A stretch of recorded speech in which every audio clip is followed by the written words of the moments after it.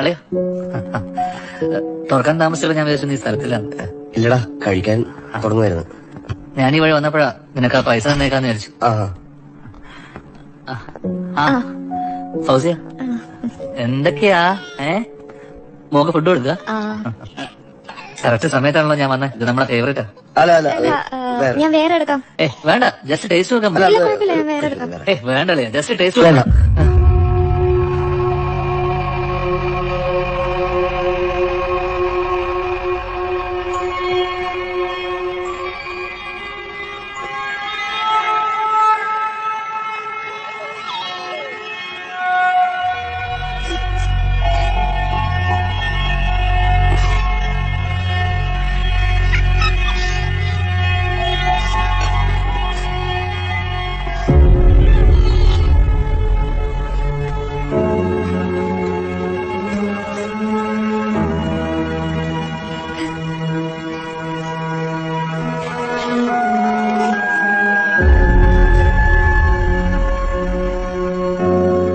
ഞങ്ങളുടെ മരണത്തിന് മറ്റാരും ഉത്തരവാദികളല്ല. ഒരാളോടും പകയോ വിദ്വേഷമോ ഇല്ല, സ്നേഹം മാത്രം.